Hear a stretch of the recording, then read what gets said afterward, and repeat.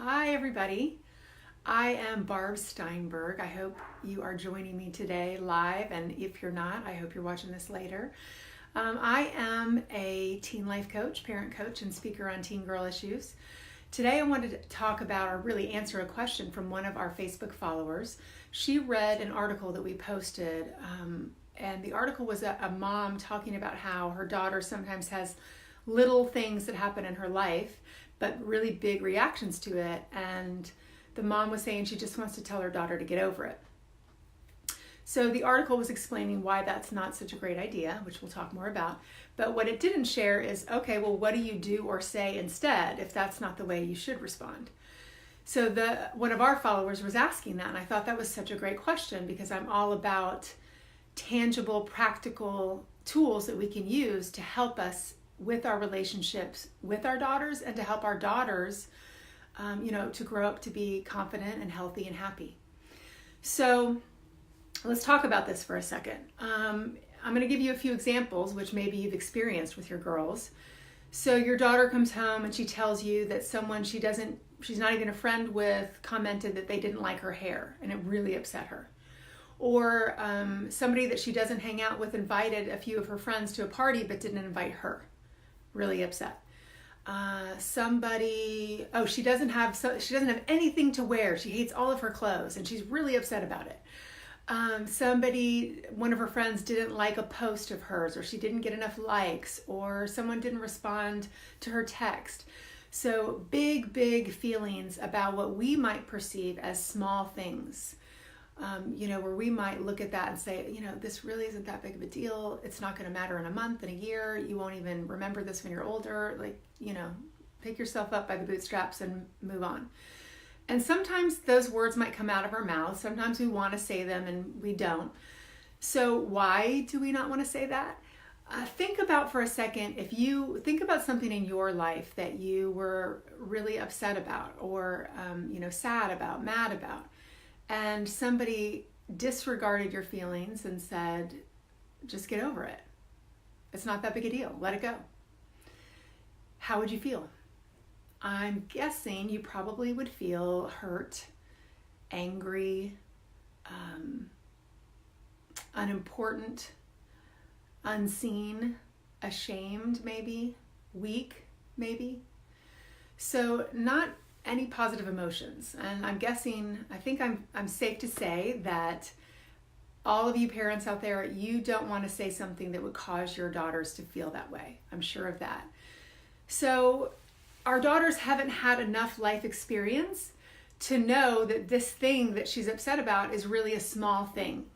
And there's no need to have such a strong or long-lasting response to it.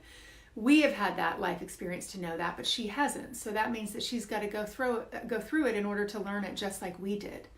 So it takes some time. So we want to teach her how to feel her feelings all the way through, to come out the other side of that emotion, and then to be able to move on from it, to be resilient, essentially.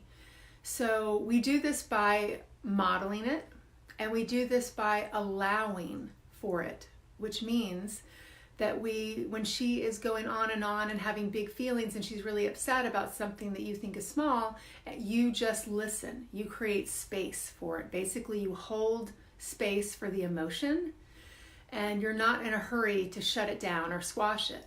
So why do we squash it? A lot of times we do that because it is uncomfortable or painful for us to see her in pain and upset, and we want it to stop so that we can feel better. And of course we want her to feel better quickly, and that's not always what is really healthy for her. It is healthy to feel our emotions, because when those bigger things happen in life, if she's had some practice feeling them and knowing that these emotions are temporary and they will end, and that she is resilient and will be able to move on from them, that's super important when the big stuff happens. Something really painful happens, and then she knows how to handle it. She's had some practice. So we're going to listen, we're going to allow and create some space for those emotions, and then what do we say and what do we do in terms of responding? Well, we're going to say things such as, and I wouldn't say all of these because if you said them all, she might get really annoyed. But pick and choose what feels right in the moment. Say a couple or one. So you might say something like, I'm sorry you are hurting. And you might just let that land and let her know you're with her and you can see that she's hurting and you feel for her. You might say, I know that this is important to you. I'm so sorry that this happened. You might say, this sounds really hard. I can understand why you're upset.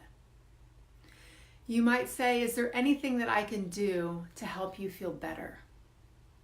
She might say no, because she might not be able to come up with it. And you might say, well, I have some suggestions and you can let me know if you think any of them would help. Or you can say, okay, well, I'm here if you need me. I'm happy to listen more if you want to talk more. You might say, and this is coming from the book Untangled, and I love this question, is there anything that I can do that won't make it worse? I think that's kind of brilliant.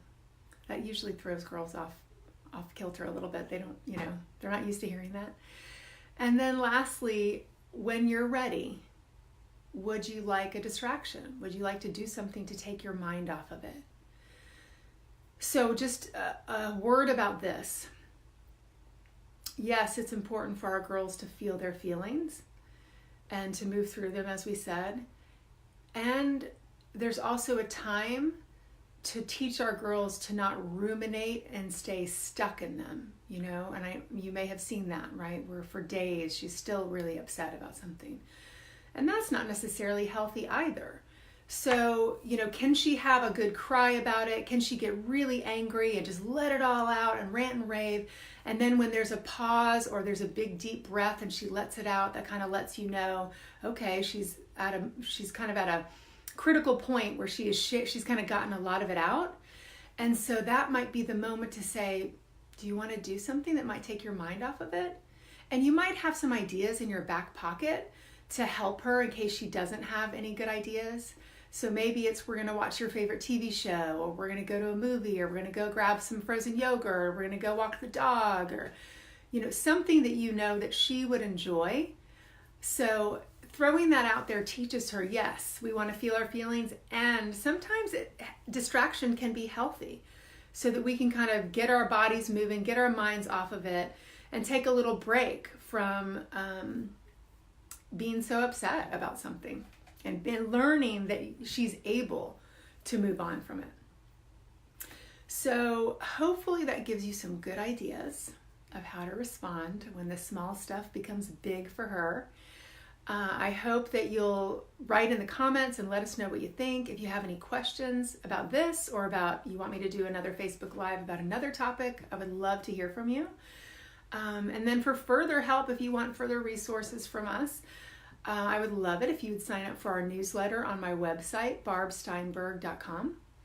And also I have a great blog on the website, free advice, and then a YouTube channel, Barb Steinberg LMSW, with lots of great videos to kind of give you some parenting advice on parenting your sweet girls. So again, I hope this helped. Thank you for listening, and hopefully I'll see you next Wednesday at noon. Bye.